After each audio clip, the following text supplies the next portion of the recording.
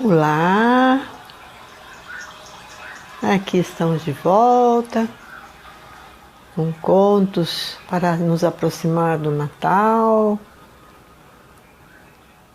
recordando um pouquinho o significado dos rituais.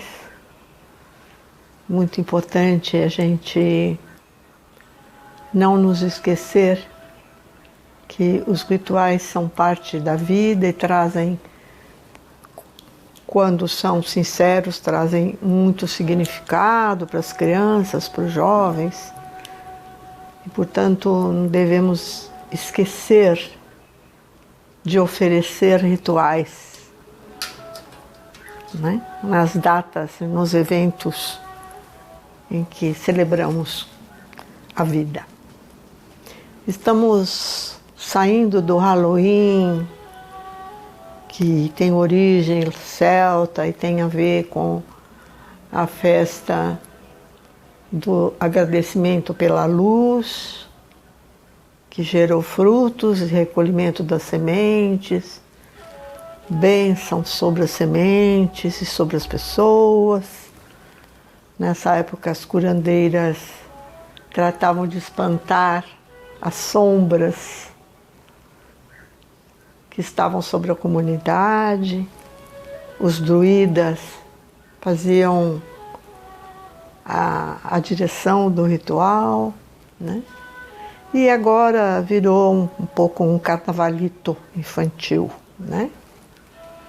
Um pouco sem significado, mas seria bom trazer de volta para as crianças que, na verdade, o que a gente está espantando são as sombras, né, de tudo que tem que ser modificado, transformado dentro de nós e fora de nós. E finados tem essa questão de entrar em contato, né, com as falhas dos nossos antepassados e seus talentos, suas contribuições e o agradecimento pela vida deles, pela trajetória deles. E quando já finados fecha essa porta, né,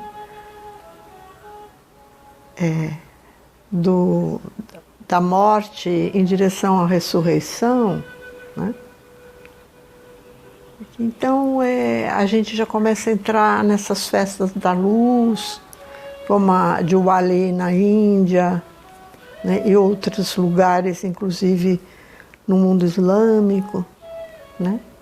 E aqui no Ocidente a gente começa a entrar um pouco nessa questão da luz que vai chegando com a verdade para transformar o mundo e transformar a nós, né?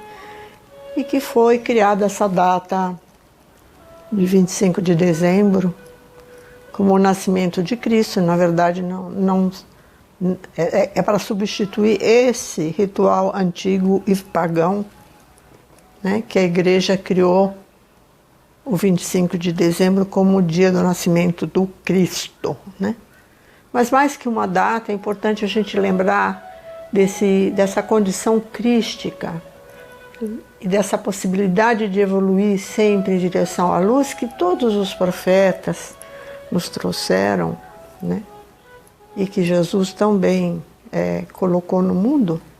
Sempre lembrando as crianças, talvez devolvendo ao presépio, e a própria árvore de Natal, que antes estava cheia dos planetas, né, e anjos, recordando a divindade na vida, né, e que agora virou decoração, né, da sala de Natal.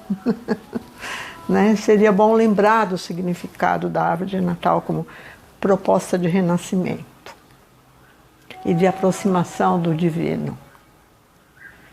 E trazer os contos e as canções para as crianças, né? Para que a alma delas possa se enriquecer, a alma das crianças possa se enriquecer, e os adultos também, né? Com os contos e as canções de Natal. Então hoje eu estou trazendo para vocês uma história de uma senhora granjeira, muito pobre, que a maior parte do tempo passava muita fome. e cuja única riqueza era uma galinha. Essa mulher tinha grande carinho por sua galinha. Até lhe tinha atribuído um nome, que era Mimi. E todas as tardes, antes de deitar, ela ia se despedir da Mimi, porque era a única bênção que ela tinha naquela casa pobre, perto de Belém. E numa noite de inverno, com muito frio, antes de fechar a janela da casa, ela percebeu que ela não tinha nada para comer, nada. Resolveu dar um pulinho no quintal e contar para a Mimi que ela estava sem nada para comer. E ao se aproximar do puleiro e do ninho da galinha, ela percebeu que dentro do ninho tinha um ovo. Ela ficou tão maravilhada que ela beijou o ovo e levou para dentro de casa e muito feliz, guardou o ovo numa cestinha para comê-lo no dia seguinte. Tomou um chá e foi dormir. No dia seguinte, quando ela se levantou para abrir as janelas e deixar um pouco de ar entrar, ainda nevava um pouquinho, ela percebeu que à sua porta havia 3 homens que pareciam estrangeiros. E eles bateram palma e disseram que eram pastores que tinham vindo de longe porque um anjo tinha lhes dito que o menino Deus ia nascer numa manjedoura em algum lugar de Belém e que eles queriam muito ver esse menino. Ela ficou muito espantada. E como era que eles tinham recebido esse anjo? Eles contaram em detalhe e pediram a ela pouso e algo para comer. Ela se lembrou que ela apenas tinha um ovo, mas ela falou: vamos entrar, eu ofereço a vocês um chá e algum cantinho para dormir, acendo um foguinho para os aquecer.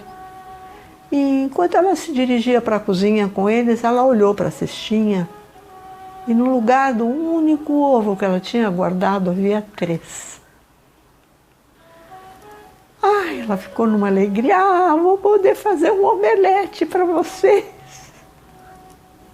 E claro, usou os 3 ovos, os homens comeram com pão, tomaram chá, foram dormir. E ela foi dormir sem comer, mas muito feliz por ter podido receber aqueles homens a caminho de uma peregrinação. No dia seguinte, ela levantou e foi contar para Mimi a história dos homens que tinham dormido ali e o milagre dos 3 ovinhos. Foi chegando perto da galinha, passou a mão na cabeça dela e falou: você não pode imaginar como eu estou agradecida de ter você aqui. E no que ela conversava com a Mimi, ela olhou em direção ao ninho e encontrou 2 ovos. Ela ficou tão feliz: Mimi, você é um milagre da minha vida, 2 ovinhos. Foi contente para casa, pensando que naquele dia ela tinha sido agraciada por aqueles ovos que ela podia agora levar lá na manjedoura onde o menino tinha nascido para alimentar os pais dele.